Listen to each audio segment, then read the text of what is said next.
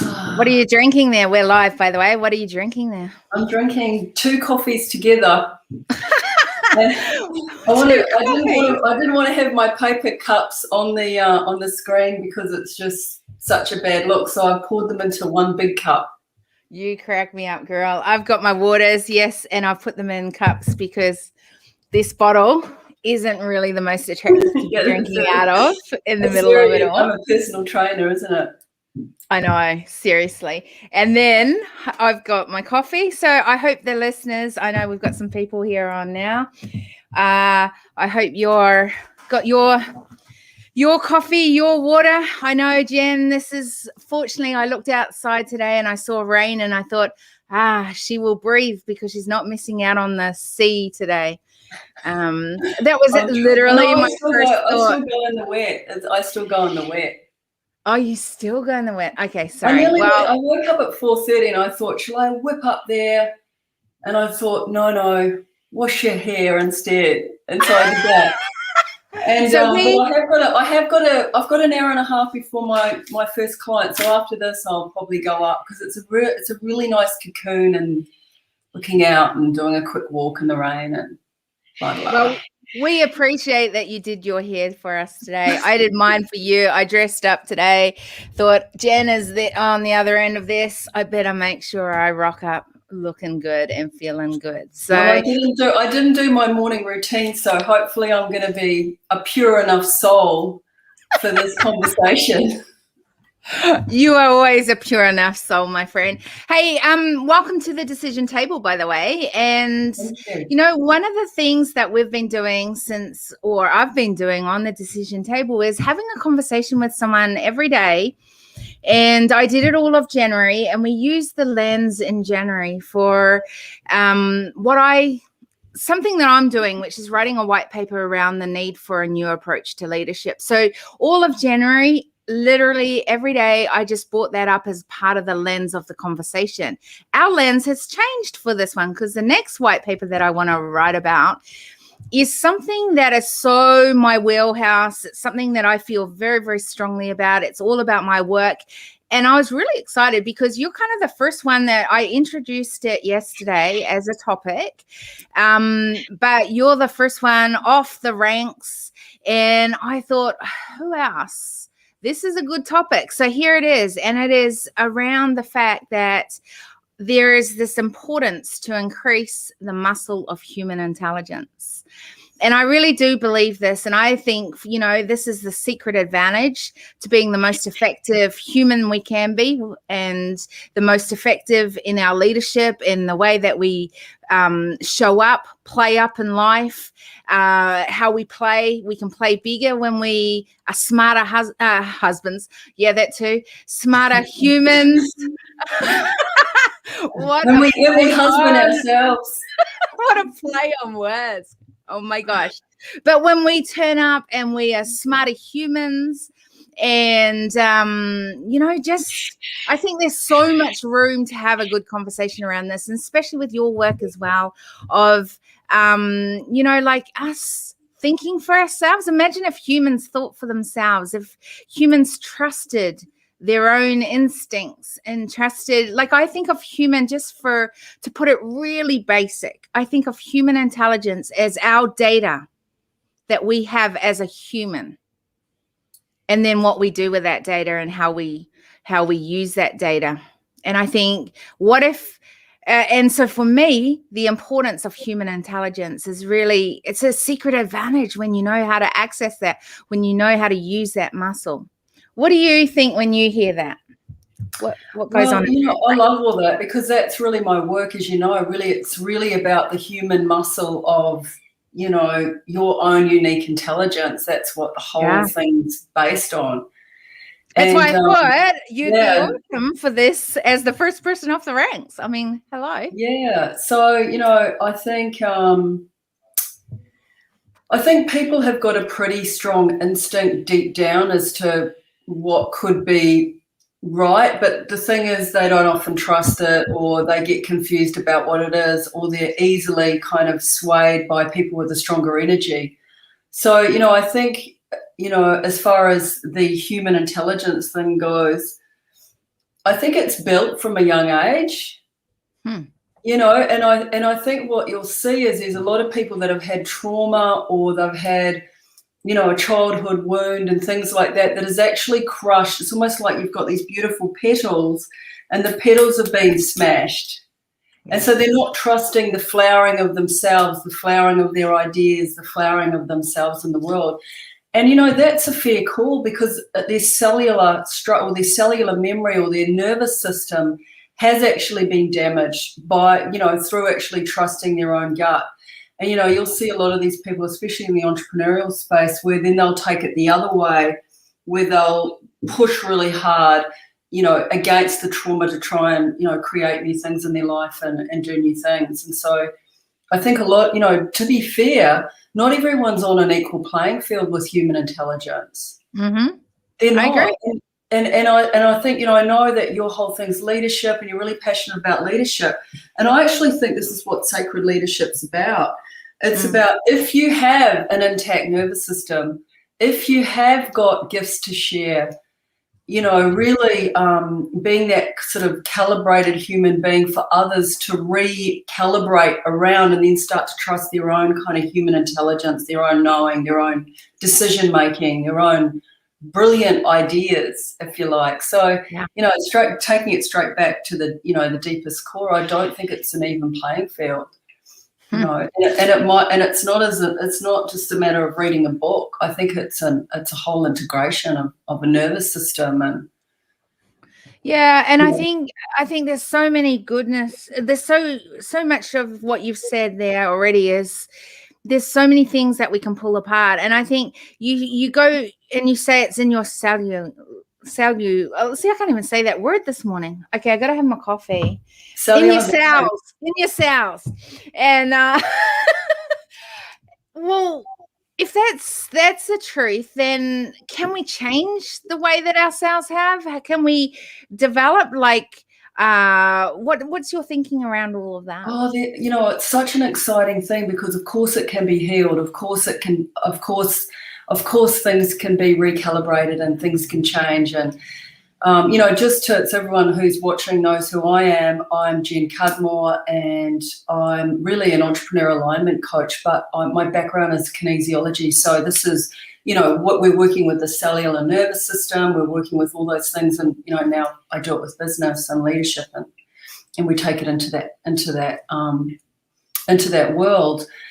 But, you know, there's so many, I mean, I just geek out on all this stuff. There's so many amazing things when you're really in your, I want to say true self without it sounding too woo, when you're in your human intelligence. You can be as woo as you want to be today. I'll let you. Yeah. So, you know, when you're in your, like, the frequency of you, that means you can actually read things with your body. This is why bodies are so important. You can just feel if something's off. Yeah. You can just feel if someone's not right. And it's our natural instinct, you know. So we can see someone's dangerous as walking down the street. We might switch sides. You know, you can just feel the vibe. And, you know, someone that would look exactly the same would be walking down the street. You just know that it's all fine. Now, someone who's not going with their own body intelligence, their own human intelligence, might think, oh, that person doesn't look right. Judgment. That's a whole different category, because instinctively they'll know. So, you know, I think there's a whole lot of things around this, and, you know, not to be programmed by the media, watching too much television. I even think watching too many movies. Like, I just don't understand why people are like binging on Netflix, when now we're finding out that there's a lot of subliminal kind of messaging that's going on behind for people, that they start to lose their gut feel. Like, you know, they get dumbed down on violence. They get dumbed down on, you know, weird shit, really, you know, just weird stuff that's not to do with humanity, you know, and so they start to not trust. Hang on, that's a bit off. Yeah. You know? But is it because we're so tired sometimes? Like, don't you just get tired and you're putting Netflix on, not because you're actually listening to it, but because you want something beyond your own world? I know I did that at Christmas. I did 2 days where literally I said to my kids, if you want to find me, I'm on my bed, I'm watching Netflix. It's not my norm, but it was definitely my norm for 2 days. And Well, yeah, you're watch. probably, well, hopefully you're watching stuff that, you know, I want to say your soul was called to, so No, that you not at all. In fact, I'm huh? embarrassed to tell you right now because I'm thinking, oh my goodness, she's going to judge me for this. But I totally was. Was it that Housewives things? What was No, it? no, it was about cartel. I was fascinated by it because Yeah, it's but you know, you've done some heavy duty work in those dark I corners, you have, know. and So I, therefore you've been called to have a look at the psychology of it. You're really a and human that's exactly what it psychologist. was. That was exactly what it was. It was And then fascinating. again, that's human intelligence. You're watching Netflix with a little bit of awareness. Yeah, because I wanted to open up to a world that I have no idea about really, except for the few little touch points, you know, that I've been involved. And I just go, how do you, and it fascinates me that people can make decisions where it was not aligned with their cells, it was not aligned with their DNA. It seriously wasn't. Yet over time, you watch as they progressively get entwined in a world that they didn't really want to go down. Well, had no inkling to go down it from the beginning. And it fascinates me, whether it's in the cartels or whether it's in you know, the mobs, like it really does fascinate me, because one thing they know, and it's not that I'm advocating it, but it fascinates me, is many people know that this is not a good world, that this is not a healthy world, but they love the tribe, they love the thing that pulls them in. And I go, that is fascinating that we can have humans, smart humans, chase after something because really what they want is a belonging. They want to feel. I mean, you watched it as research. Can you see? I always do. I have the mindset that everything I'm drawn to that I kind of watch or I read is for my highest good. It is because I need it. And usually I need it for the next client, or there's just something that catches my awareness. So when I'm saying, I'm just, you know, I'm throwing Netflix because I want to make everyone come to Netflix. The next time I put on it, I have an awareness around, what am I downloading here? Is it, and you know, I know this is your whole geek thing that you do, is watch human nature. And you're absolutely right. And it's funny because the tribal thing, I was thinking about that before I got on the call. I thought, I wonder if we're going to talk about the tribal thing, because I mean, I just don't want to say the wrong thing when we're live, and but I was just quite shocked yesterday. I jumped on Clubhouse. By the way, Jen, before you start, I just want to say there is no judgment zone. I say this all the time on the decision table. Yeah. We are allowed to speak what we think.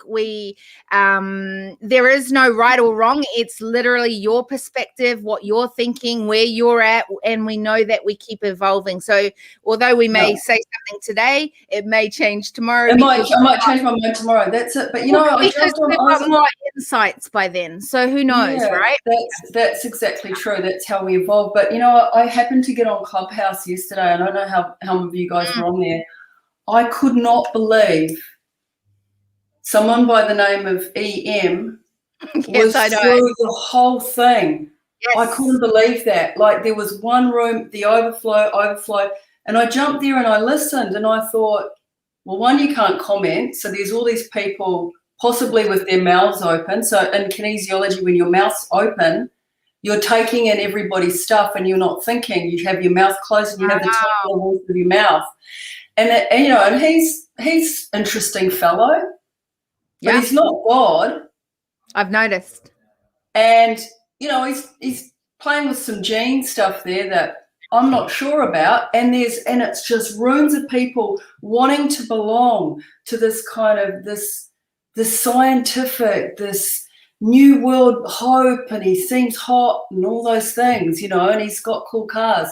And I just watched thousands of people with their mouths open, feeling, you know, intrigued. Is obviously highly intelligent, the innovation's spectacular. But I just thought there's a belonging tribe. Yeah. And you know, he was dropping his thoughts on a few things that may or may not be good for humanity, but everyone's going, oh, he's thinking it's great, then it's great. And I think there's such a responsibility around leadership, and a lot of us don't know what we're doing. Nobody knows what they're doing. The world's not been created yet. We're all creating it together. It's co-creation. And so, you know, again, I just think it's really interesting what you were talking about, the cartel thing. And I mean, you know that, we know that coming from New Zealand, there's a lot of belonging energy there. There's a lot of problems through needing to be part of the tribe. And, you know, it's really, you often don't free yourself unless you actually move to live in other countries when you come from some of those cultures, because you get to be an individual. And I think real human intelligence is evolving into that level where you feel you've got sovereignty. Now, I know sovereignty is just bashed around all the internet at the moment. It's a new hot word. Like we thought it was the Queen with her pearls, you know, 10 years ago.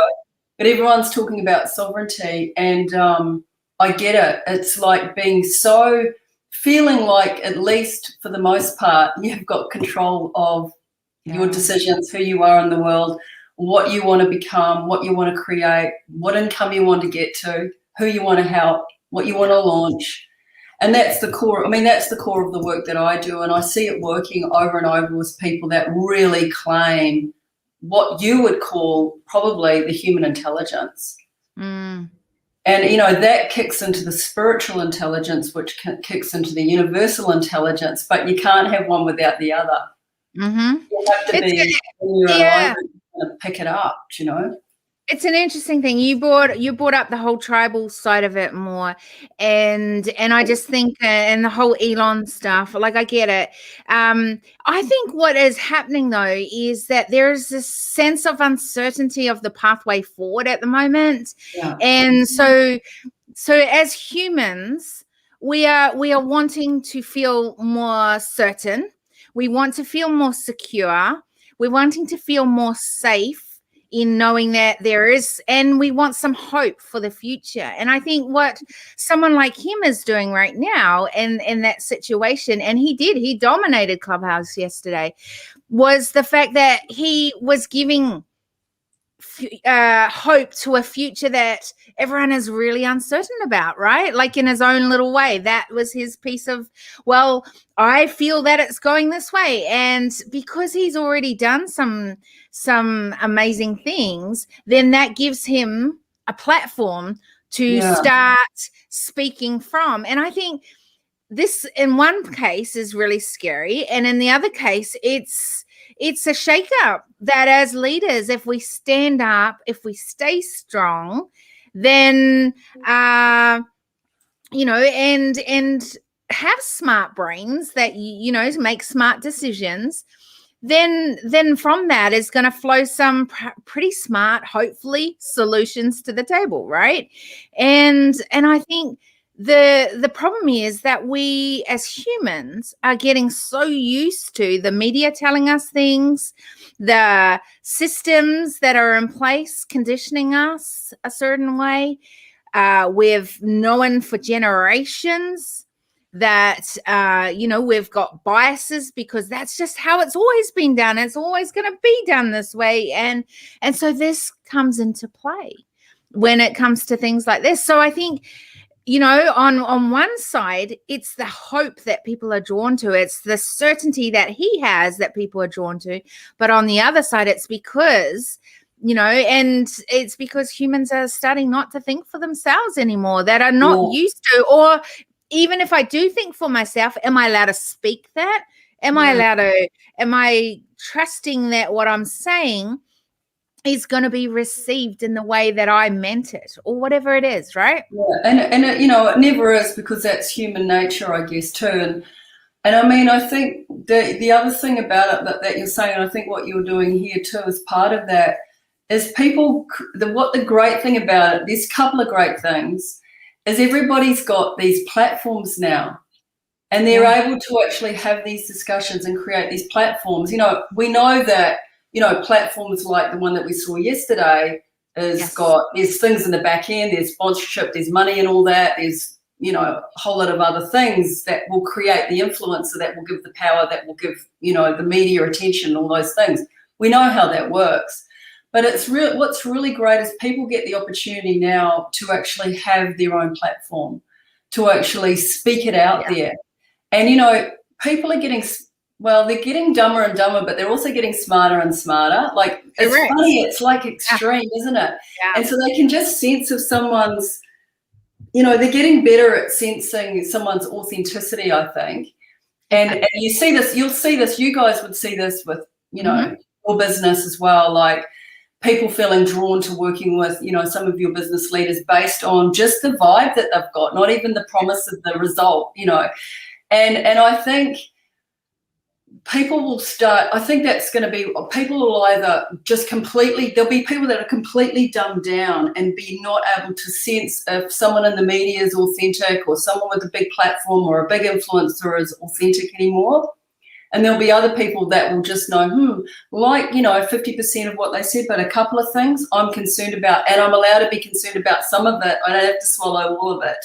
Do you know what I mean? Like, and that would be, I think, you know, I'd really admire those people with really super high level human intelligence that have got that refined intellect.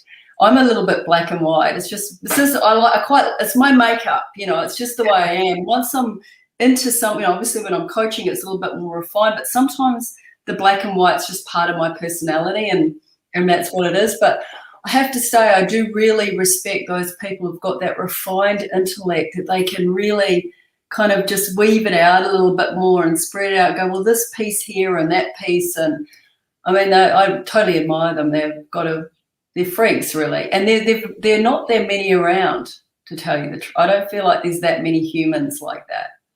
Why do you think that? Really, the educated ones are exactly. They have to be right, but just those kind of free thinkers that are, you know, reflective about what they're learning, and then looking for feedback from, you know, synchronicities or from life experience, you know. So I just find it really interesting. Where do you think that comes from them? Like, why are there only a few? And well, you know, here's the thing. I actually wonder, it's just something I'm wondering on the spot right now. Yeah.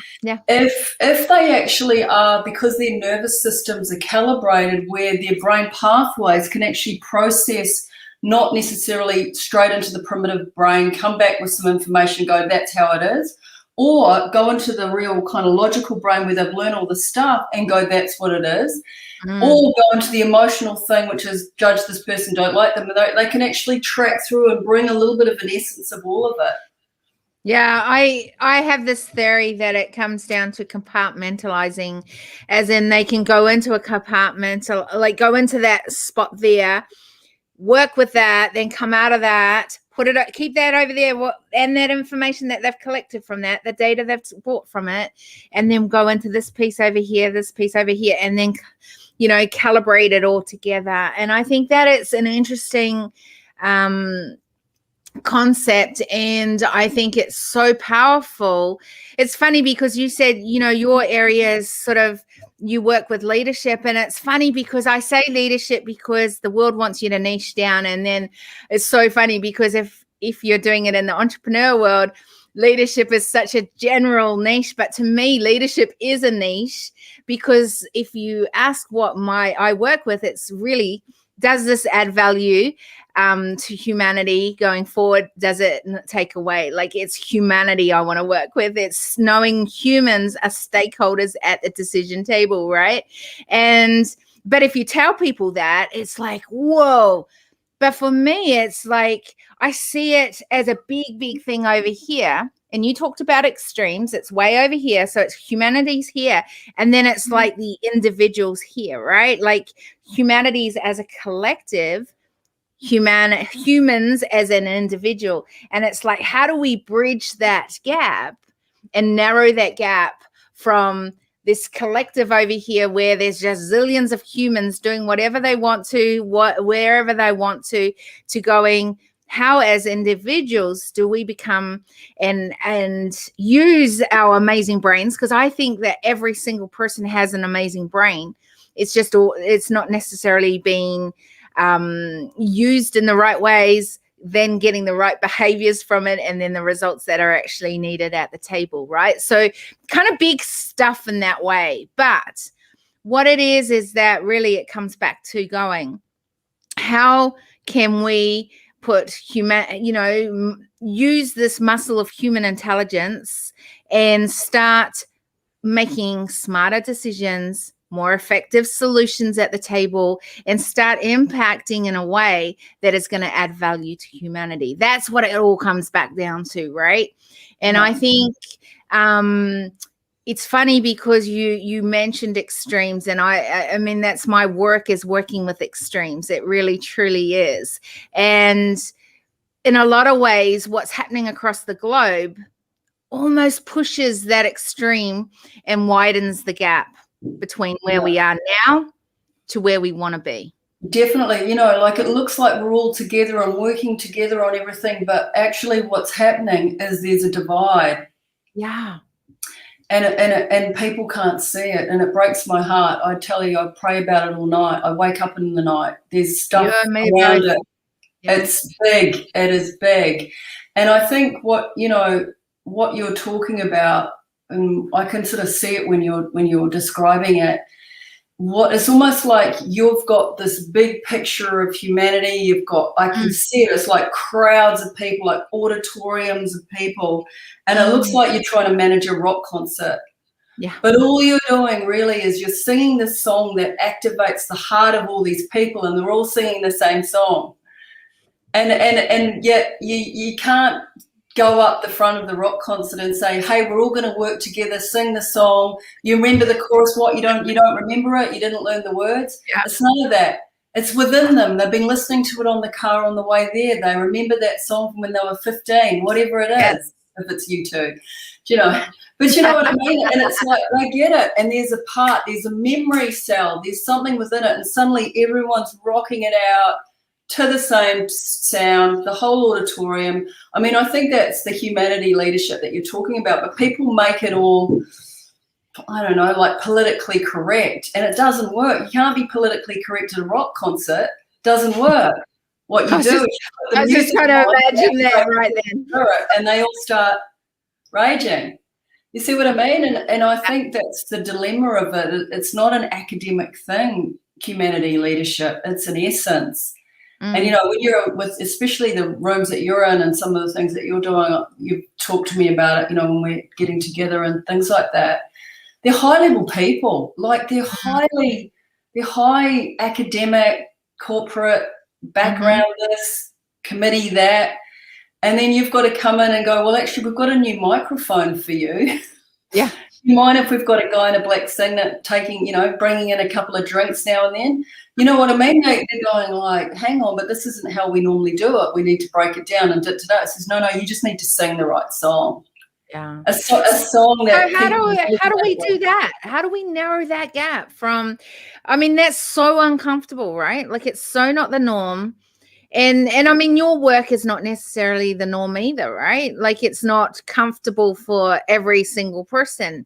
And is that a good thing? Is that a bad thing? Is that, how do we bridge that gap between, people thinking for themselves, people doing things differently, people changing the DNA, right?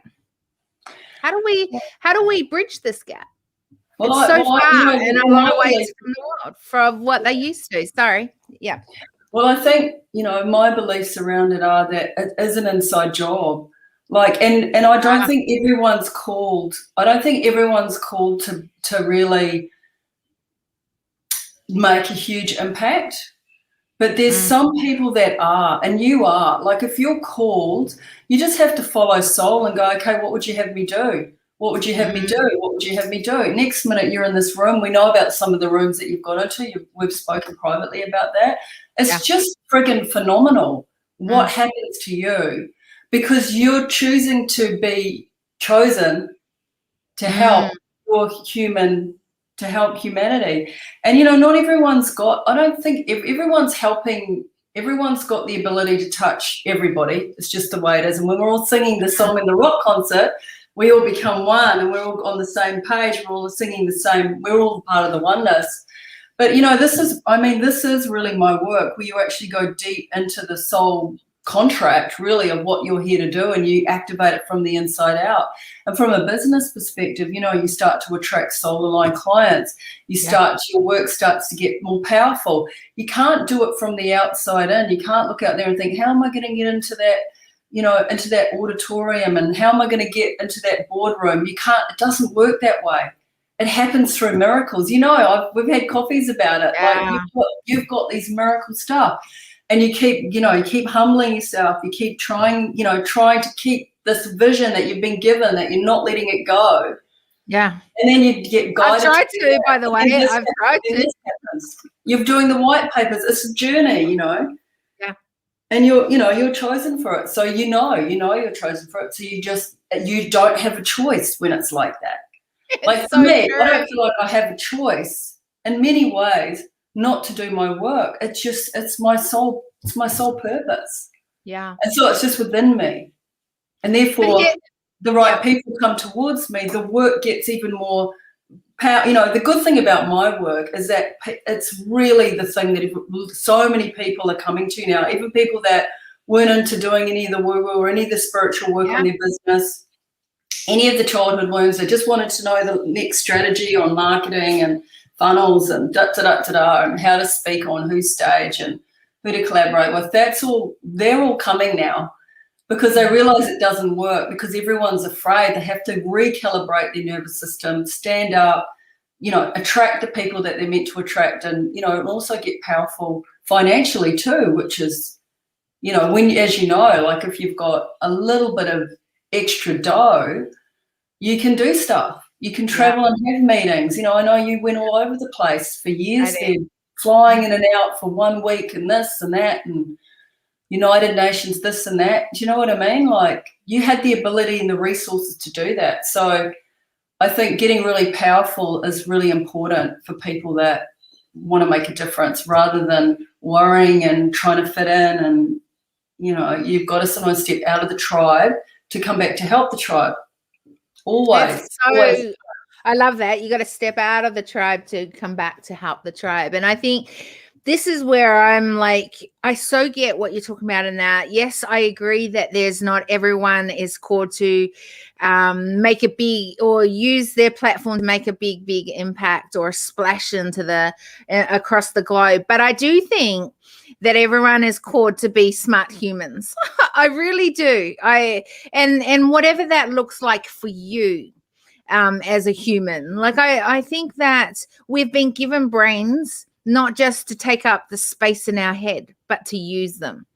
And I think every one of us can do things that are different, that can help us to exercise. I know, you know, you talked about the spiritual side. I think this is really important as part of exercising the muscle of human intelligence. I think when you can, you know, and a lot of people are now talking about being mindful, having, you know, the importance of meditation.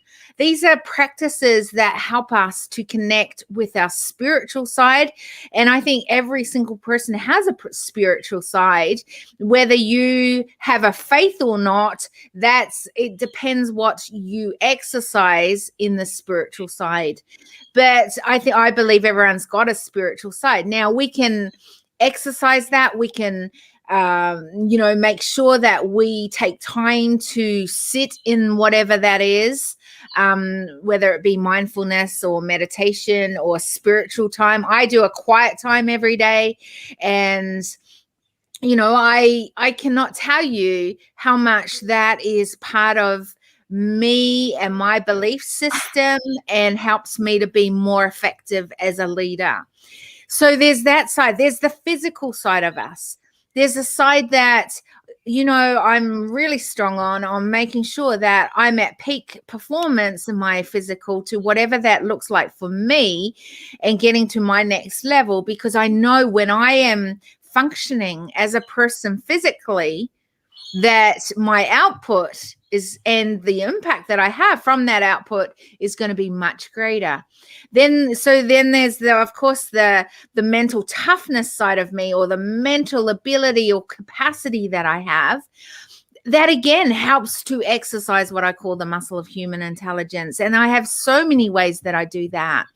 And then so that was sort of the mental, the physical, the spiritual, and then there's the I think that we can do this in our professional as well and our personal, right? Like I really do. So us as an individual, what does that look like for me? How can I make sure that I as a whole are functioning at the highest level? And I think that that's an interesting concept, because we often think of, and one of the reasons I don't introduce people in here necessarily even with your name, necessarily even with your role that you do, is because often we identify with our who we are and our role, and we talk out of that rather than me connecting with a human who then is Jen, that then I find out this is a part of her.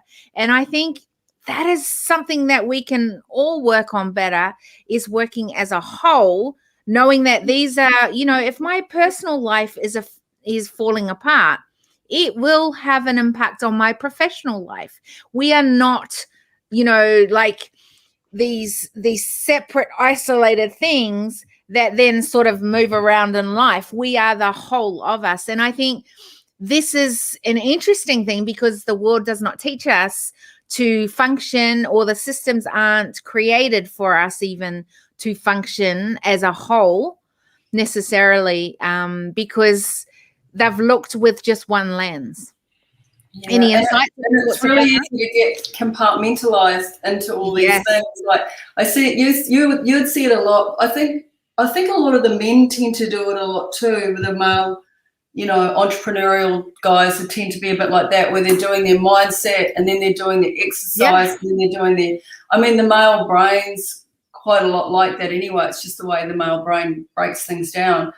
But, you know, the thing, I think it gets so complicated, and then you think, have I done enough of this and have I done enough of that? And you're not really here. Like, and then you've got work and you're not really a human. You're trying to survive. Again, you've dropped into survival mode. Like, I'm not good unless I do this, unless I do that. Yes.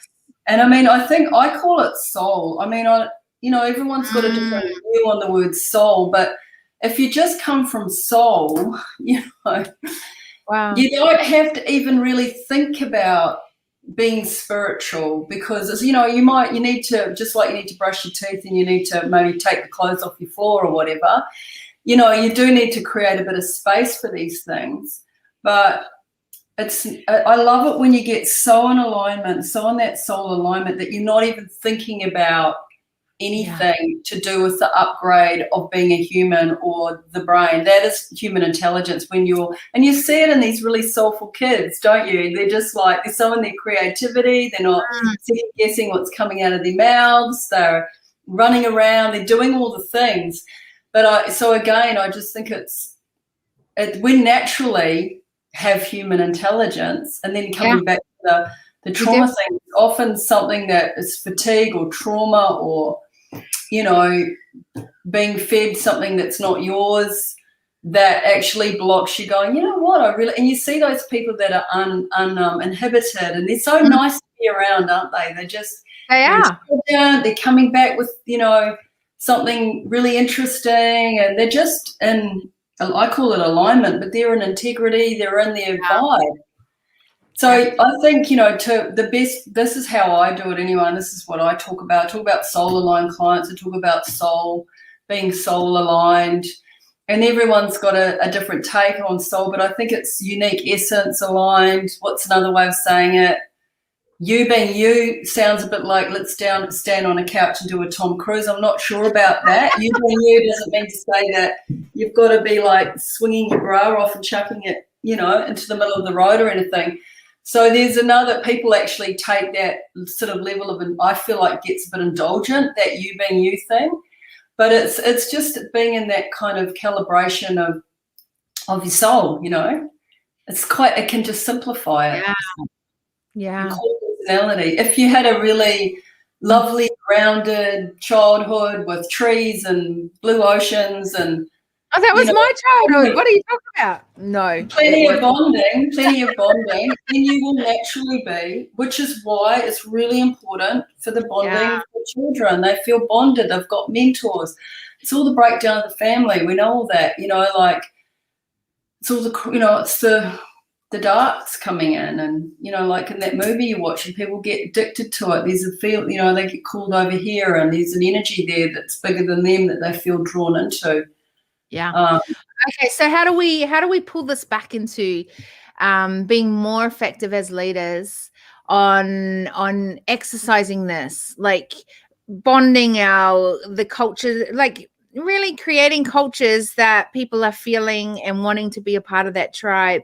How do we link into our soul to make sure that we are aligned, not just ourselves, but our community are aligned to that? Like, how can we, all these things that we've talked about today, like how can we do that more effectively as we stand in our leadership as leaders? How can we do that? I think the thing that's just coming forward, the word that I just got was plan. Just have a plan. Like I think about you, just watching you over the years, just had a plan to do that thing in Fiji. So you just did the plan. Yeah. And in doing the plan, there was all those human experiences that created the leadership. And all those people's lives that you touched, and the family that you took there in the back of the van, and all the stuff, and at the hotel, and doing the lives in the morning, and the assistants all there, and you're making me miss it so much. You just had a plan. And I think you just have a plan. Maybe we just have a plan, and then we do the next right thing on the way to the plan. We have enough to eat, we have enough to drink, we have enough exercise, we have enough reflection, we have enough cuddles, we look after someone that we see might need something. I was at the beach yesterday, I saw a family, they looked like put a tab on the cafe, like it's not a big deal, but it was just something about it. Just felt like it was the thing to do in that moment. But isn't that so, see, I love that, because those moments are the moments that we get to help bring an impact of whatever that looks like in our own little sphere of influence. You know what I mean? Like we use our little that we have, or if you've got much, then you use your much to make an even bigger sort of imprint on that. But there's a lot of fear around being successful, and it's interesting because I think that everyone can use whatever they've got in their hand. And I've been right where I didn't know how to put food on the table for my kids. I literally didn't. And I'd get a knock on the door from someone, and they'd go, I don't know why I was to bring this, but I bought you a box of just groceries. And, tears down my face. I'd go, oh, thank you. You don't know how much. It's random to me. But I just was like, wow. And I can tell you story after story of where I have given my last dollar, because it's always been a part of what I believe is part of my makeup is to, how do I give? And often when I'm at my lowest point, the way I pull myself out of that is, okay, who do I now need to speak to?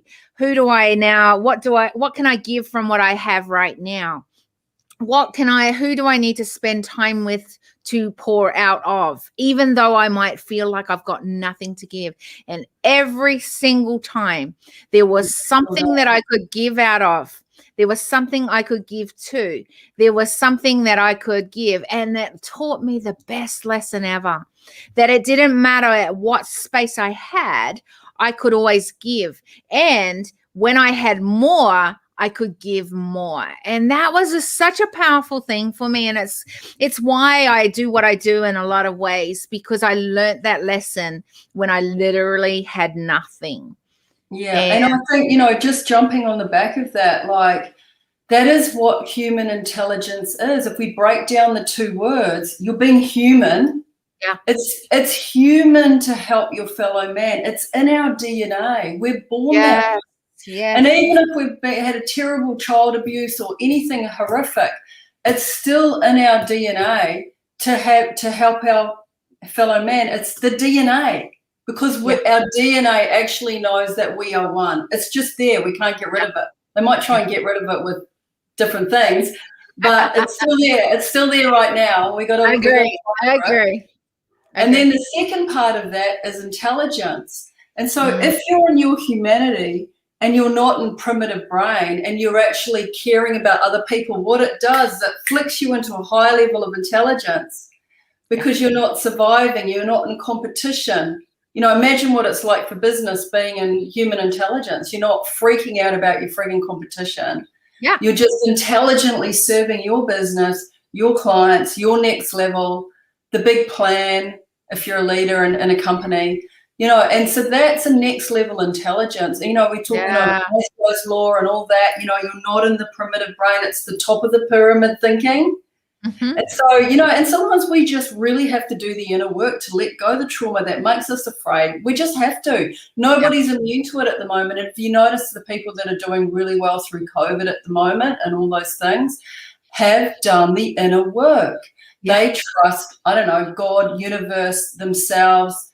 They're practicing gratitude. All the years of all those, you know, a lot of entrepreneurial people are doing all that very careful work. They just did fine. Yes.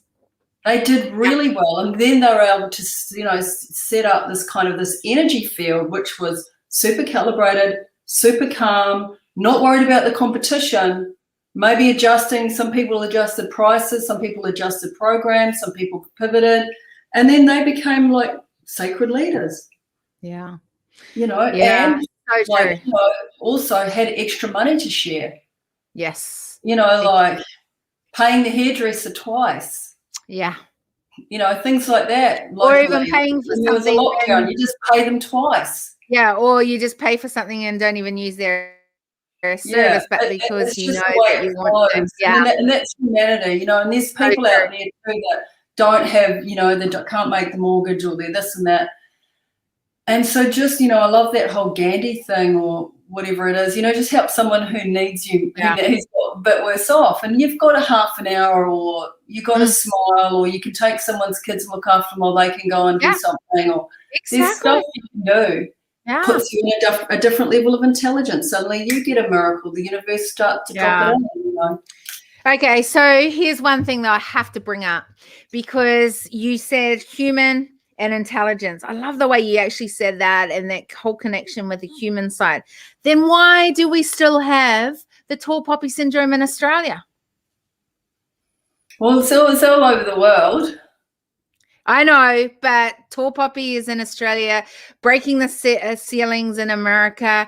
There's the frogs or whatever it is in the bucket, and so they're trying to pull each other down. In the Philippines, I don't know. I think some other countries use that one too. Like there's all different ways that what would we say in New Zealand? I wouldn't even know. I think it's a tall poppy thing over there too. Okay, so tall poppy there as well. Why do we have that?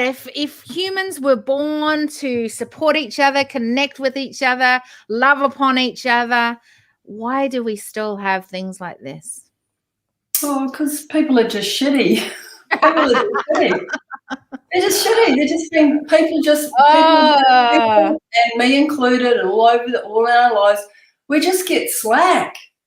But why, if we know that we're running our own race, if we know that we are doing well, why do we have to pull other people down? Like what? Where's this coming from? Because it's easier to eat a donut than to, you know, go and wipe down the bench.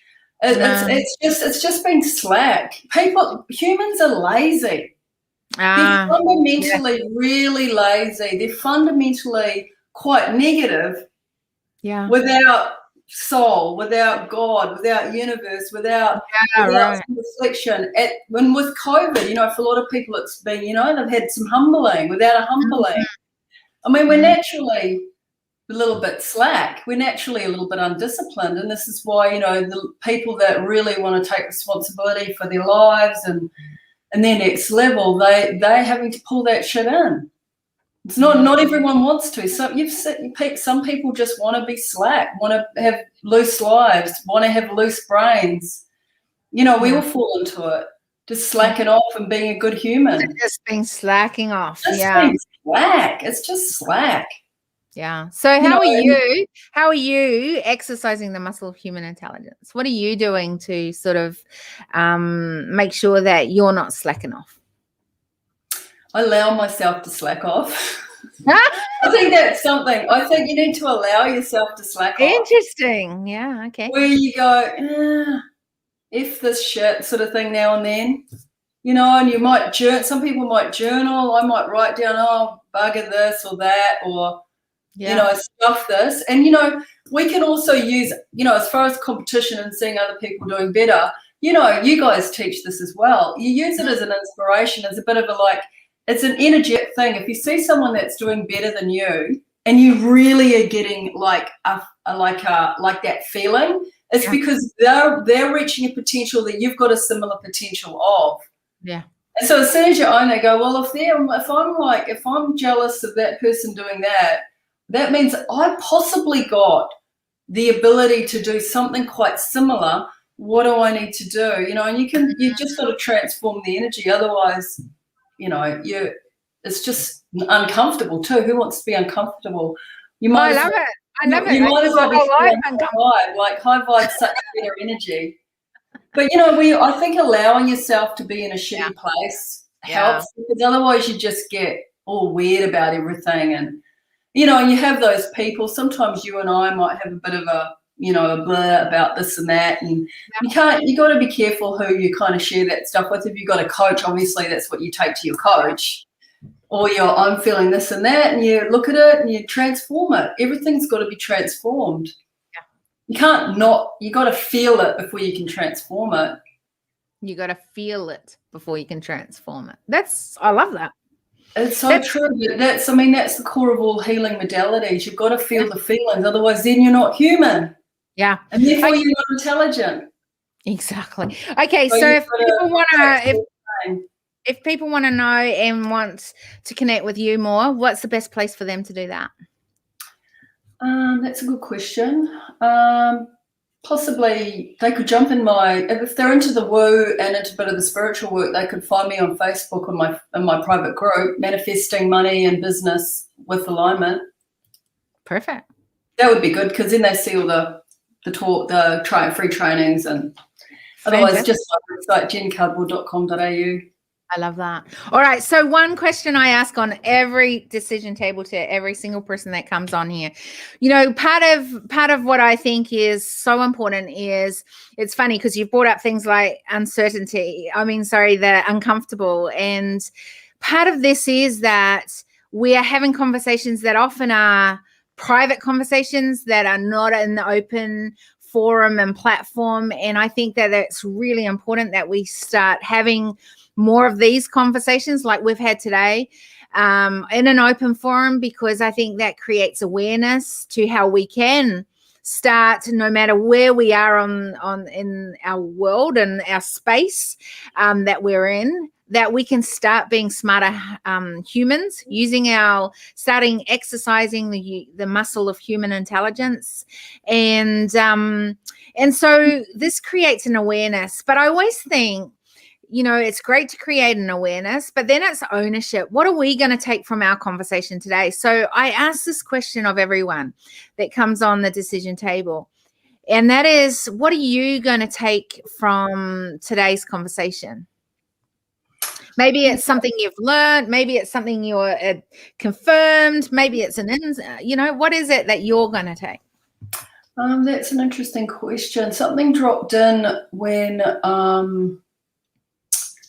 I saw something. I think it was that whole thing around when you were talking about what you do around with the humanity, and I thought, because we've often talked about your work, and I thought, it just feels like, how can you do it? Like, it's like you don't want to go on LinkedIn as the person who's doing change making. Like, that's just boring. It's not really what you're doing.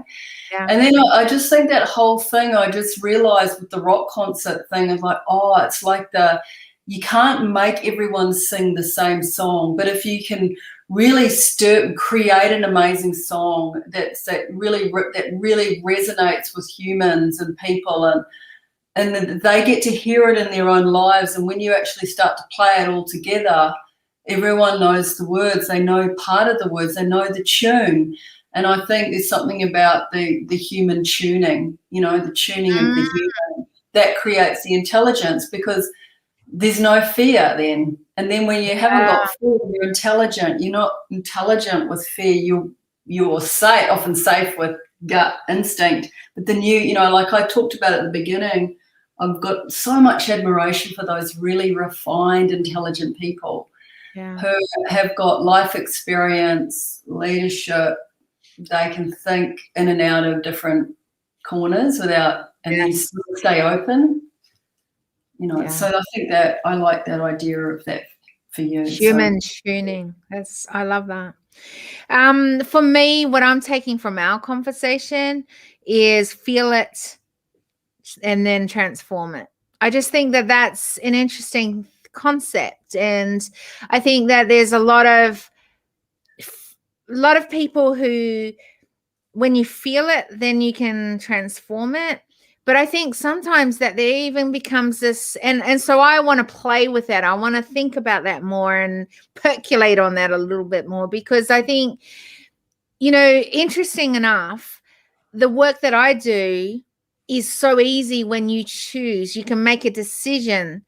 In other words, you feel that you want to change, and so you'll do whatever it takes to make that change.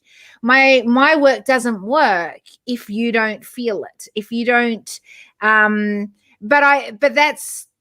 doesn't mean that it doesn't work. It means that you won't get the forever changing, how do you say it? The long term, it will change while you're in the room with me because you've just done it and we've moved on. But it won't get back what we've talked about. And I talk about your decision DNA. It doesn't go back into your DNA, and it's not your decision DNA, because you haven't unwired from the old wiring, hooked it up to the new one, and then getting different behaviors, because you haven't you might have liked what you heard. You may think that this sounds beneficial, but you haven't actually made that decision because maybe you haven't felt it yet. And I thought, is there a way we can feel it? Because I know there's people that could really benefit from the work that I do. And I've got an example exactly of it yesterday, but I can't use it because it was a personal, not me personally, but someone close to me example. So I can't use that as an open thing right now, but it just is percolating in my brain right now, because they have always wanted to change certain things. And I met another one at the same time, same kind of personality, same person, kind of going back to the same things, wanting to change these things, but they don't feel it. And they are really touchy-feely people, and they haven't felt it. And I'm like, I'm hearing the same default. I know you need to go, but I've just seen something about your work too, because you got human and you've got intelligence. And so holding a space for another human being's pain is what allows their humanity to evolve, to be let go, and then, so, I think just really, without plugging them into why, going straight to mindset, which is you've got to let that go, to like holding the pain for them, with them in that space. And therefore, and I've just worked out with the intelligence stuff, is like your brain can track through all areas, and that's intelligent. That's what it is. And then they make the choice. See, part of the old, so how do you almost like bullying for people, wasn't it? So you've got to give this up. You can see it on Clubhouse, but I won't mention some of the thing. You've got to let that go. You've got to push hard. That's not human intelligence. That's sort of bullying. And so they leave the event, whether it's big names, and they only have the transformation for, 2 months. Yeah. And then it's gone, because they didn't have the humanity held of the pain of the thing, of the da-da-da, and then intelligent go, you know what, now I feel like I've been held in that space. I can choose that, and they're helping me make that decision. They've got a strategy for me, and blah, blah, blah. It's interesting. So for me, it's like they haven't disrupted the pattern, because there's a pattern to what you've wired to, that is where you have created that spot right now that you're in. And so for you to disrupt that as a proper disruption and interrupt it, you've got to then rewire to a different pattern for that then to change the result, right? And if you're not feeling it, so what I'm thinking is, just as a bigger thing, was like, how do you then build community culture for those that are not feeling it yet, but maybe they're curious about it. And I go, that's the piece that I'm taking from today's conversation, going, how will I do that better, more effectively?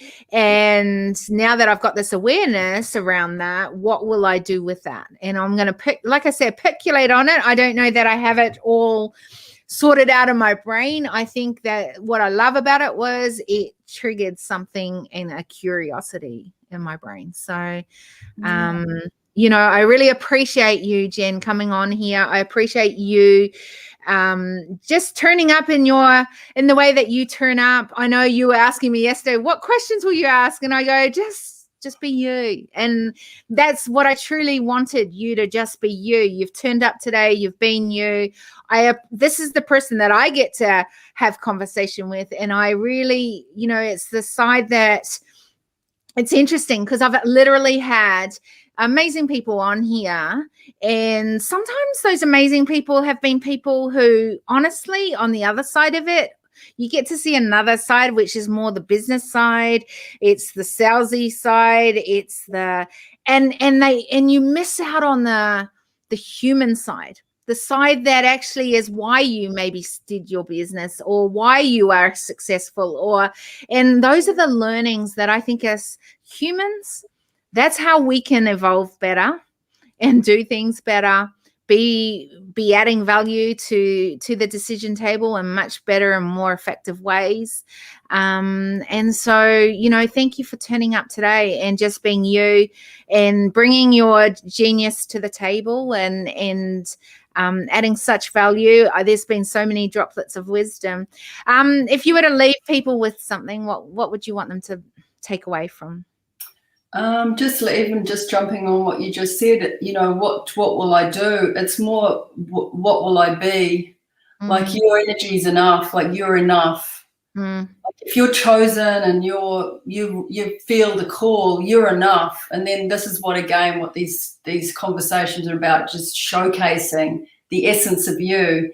And people go away and they go, I just listened to your recording again. It just got me through. Yeah, they haven't done anything, and they're just living on. They kind of get a sense of their own humanity through you. I mean, I think that's the answer going forward, because we don't know the way, and that sometimes can make it better. Yeah, we can, but we don't know the way. And we love that. The being, people get nourished by the being, especially if you're aligned to, source, whatever you want to call it. You are really trying to do the best for others. Yeah. People just get that. They just feel good in that. It's kind of the faith side of it, right? Like, it's like you're stepping out in faith. You don't necessarily know what that looks like, but you know that who you are and the purpose that you have, and you're just stepping out in that and being. And everyone, that little meme, I am enough. Well, this is a piece for it. Like, you don't have to think about how you're going to do it, what's going to be the LinkedIn thing about change making, whatever, any of that crap. You're just in the beingness of, I'm called to do this. And then people get strength from your inner strength. That's how, and we recalibrate the tribes. Yeah. Until they're strong enough to do their own thing. Yeah, love that. Well, thank you, girl. Thanks for being a part of here. I'm going to end this broadcast now. Don't you go away quite yet, because I want to say goodbye to you. But goodbye to the rest of you who are listening or are listening to the replay. Make sure you share this, because this creates awareness, and more people get to hear about some of these things. And maybe there's something that you've learned from this. Make sure you put in the comments. Make sure you follow this up. Reach out to either Jen or I, and we want to hear how this has helped, or what this has added, or what questions maybe you still have. So and those that want to, if you think that you have something great to add value on this table, then I'm looking for more people to speak on this and have conversations on the table with me around increasing the muscle of human intelligence. I think it's an intriguing one, and not often do I hear many talking about something like this. So I talk about it all the time.